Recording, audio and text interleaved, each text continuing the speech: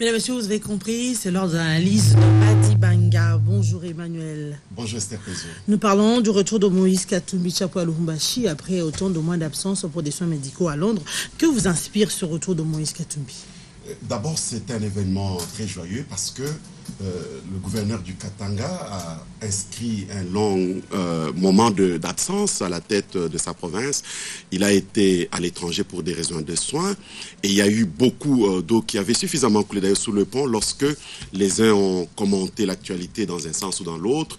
Et en réalité, nous l'avons dit sur ce plateau il y a plus de 2 mois, que le chef de l'exécutif de Katanga était en Angleterre pour des raisons de soins. Et maintenant, Dieu merci, contrairement à son collègue Koya Diallo qui était en Afrique du Sud pour une situation aussi presque semblable, Moïse Katumbi est de retour depuis hier et c'est tout le Louchois qui était en effervescence.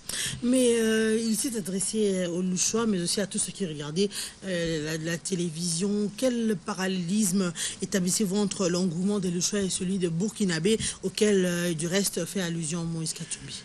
Vous savez, il y a ce qu'on appelle l'hystérie populaire. Lorsque vous êtes dans une marée humaine, il y a des mots qui sortent. Et lorsqu'il y a marée actuellement en Afrique, on se souvient d'une dernière descente de la population dans la rue, particulièrement du cas burkinabé. Mais lorsque l'on regarde de près, je crois que Moïse Katumbi n'avait pas l'intention de comparer la situation de son retour à ce qui s'était passé au Burkina Faso. Au contraire, au Burkina Faso, c'était une insurrection. C'est la première chose. Burkina Faso, c'était les anti-révisionnistes qui ne voulaient plus de la présence des Compaorés aux affaires. Burkina Faso, c'était des gens qui venaient dire « nous voulons un nouveau système ». Et Katumbi, au contraire, lui vient, il est reçu par une grande foule des siens qui voudraient voir leur père, parce qu'il est très aimé, il a vraiment l'audience, ils voulaient le voir là. N'oubliez pas aussi qu'étant président d'une grande équipe comme le tout-puissant Mazembe, il fallait aussi que l'allure soit plus ou moins carnavalesque, aux allures donc footballistiques. Il fallait donc que tout cela réuni donne la fête à un Moïse Katumbi qui, lui, c'est un kabiliste du PPRD, qui, lui, était entouré d'un Kungwa Kumwanza qui est très proche de Kabila aussi, et qui est d'ailleurs révisionniste de la Constitution. Et donc, il ne faut pas trop voir le parallélisme entre ces deux, si ce n'est que voir le nombre de gens qu'il faut reconnaître plus nombreux que ceux que nous avons vus au Burkina Faso. Est-ce normal de comparer l'engouement de Louchois à ce qu'il y a eu au Burkina Faso? N'est-ce pas une façon d'annoncer peut-être ce qu'il y a eu au Burkina, au Katanga par Moïse Katumbi? Et non, pas du tout Esther, parce que lorsque vous regardez Burkina, il faut partir de la base. La base c'est quoi? Burkina dit non à Compaoré, et ici, les Louchois disent oui, Dieu merci au retour de Katumbi. Katumbi leur a même dit avec reconnaissance, merci pour vos prières. Katumbi leur a dit, garde une minute de silence pour toutes ces victimes d'Ebola, les victimes de Kasumbalesa, les victimes même de l'incendie qui était survenu dans l'installation de la DGD à Kasumbalesa. Et donc, vous voyez que c'est une autre affaire qui n'a rien à voir avec un soulèvement d'une population désespérée comme ça n'était le cas avec les Burkinabés. Je vous rappelle ici que Moïse Katumbi Chapwe est membre du PPRD et il est à la tête de la province du Katanga par la volonté du PPRD. Et donc, il n'y a pas match, il n'y a pas à comparer les deux situations. Ça ne s'arrête pas là. Moïse Katumbi parle de 3e faux penalty. Qu'est-ce qu'il voulait dire exactement, selon vous? 3e faux penalty, Moïse Katumbi aime beaucoup le football. Et nous aurions souhaité être sur les lieux parce que, en fait, cet événement était très intéressant pour tout le monde. Je crois que il n'y a que dans Moïse Katumbi qu'il faut puiser la vraie compréhension de cette métaphore. Lorsque quelqu'un s'élève, il dit qu'il y a eu il ne faut pas un 3e faux penalty, c'est qu'il considère qu'il y en a eu au moins 2. Quelqu'un m'a appelé ce matin de Lubumbashi pour dire, écoutez, Moïse Katumbi était en train de pointer du doigt accusateur ses frères Louchois qui en voulaient à sa vie. Et donc, d'après lui, il tirait la sonnette d'alarme, il pointait du doigt accusateur tous ses frères du Katanga en leur disant, écoutez, je suis là pour vous, je vous sers. Il ne faut pas que vous soyez là pour me mettre les bâtons dans les roues ou pour être à la base. Vous savez, en Afrique, Esther, lorsqu'il y a mort d'homme, on considère qu'il y a toujours un vivant qui est à la base de cette mort. Et donc, c'est comme si Moïse disait à ses frères, écoutez, pourquoi devons-nous nous tuer? Soyons ensemble, avançons. Mais quoi qu'il en soit, ça c'est l'appel d'un ami qui appelle de Lubumbashi. Beaucoup ont discuté de la question dans le sens ou dans l'autre, dans le sens des élections, dans le sens de la succession, parce que déjà il y avait une forte guerre de succession à la tête de la province cuprifère. Des gens ont annoncé qu'après Katumbi, ça sera X ou Y qui va venir, parce qu'on ne donnait pas beaucoup de chance à cet homme. Mais le voir revenir, je crois que Katumbi était dans ses états pour dire aux uns aux autres, écoutez, j'ai supporté le premier, le deuxième, je ne supportais pas le troisième. Donc, c'est dans ce sens qu'il faut voir la question. Il ne parlait pas à la RDC comme une certaine presse l'a distillé aussi ce matin.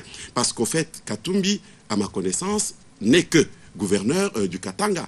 Il n'a pas pignon sur rue pour présider à la destinée d'un grand pays comme la RDC. Du moins, ce que je puisse savoir. Alors, si tel est le cas, je crois que nous pouvons nous délimiter dans ce cadre et comprendre que monsieur ne parlait pas à la RDC, il parlait à ses frères du Katanga, à ses administrés. Katumbi retourne à Lubumbashi, on le voit se faire accompagner de Kungwa Kumwanda. C'est pas déjà entre les deux, il paraît qu'il n'y a pas de très bonnes relations, on les voit tous les deux. Pourquoi on ne voit pas le vice-gouverneur avec le gouverneur, on voit plutôt le président de l'Assemblée nationale? Esther Pezo, il y a eu le vice-gouverneur au bas de la passerelle, il était là. Il y avait Kungwa Kumwanza, qui est le président de l'Assemblée provinciale du Katanga, il était là. Et donc, l'équipe avait affiché complet. On a vu tous les drapeaux, PPRD et tout autre parti qui sont de la majorité, et même quelque part de l'opposition. On a vu tout ce monde dans les rues, partant de l'aéroport de la Luano jusqu'à la place de la Poste où Katumbi a parlé à ses administrés. Et donc, je considère que ce n'est pas un événement de voir les fils d'un même père, comme l'a dit lui-même Katumbi dans ses discours. Il dit, nous sommes tous fils d'un même père. Et quelqu'un commentait pour dire, fils d'un même père, quel est ce père? C'est pas Joseph Kabila. Et donc, c'était une manière de dire, nous sommes tous là. Le vice-gouverneur était là. Le président de l'Assemblée provinciale, Kungwa Kumwanza, était là. Moïse Katumbi était là. Donc, l'affiche était tout à fait complète. Et c'est dans ces cadres, dans cette ambiance, que s'est déroulée cette manifestation après une procession de 3 heures durant, sur une distance d'environ 10 km de l'aéroport jusqu'à la place de la Poste. Et donc, il ne faut pas voir ça comme un événement spécial. Lorsque vous êtes en mission, madame, et que vous rentrez, c'est de votre droit d'être reçu par votre adjoint. Le gouverneur adjoint, qui faisait en même temps l'intérim, devait être au bas de la passerelle. Et il a été là. Lorsque vous rentrez, il y a des personnalités politiques et même économiques du coin qui viennent vous accueillir, surtout lorsqu'ils vous portent dans le cœur. C'est là aussi qu'il faut justifier la présence de Baba, comme on l'appelle, et Kungwa Kumwanza. Et donc, tout le monde était là. Ce n'est pas un événement qu'ils se retrouvent pour le faire. C'était dans leur pouvoir et dans leur tradition.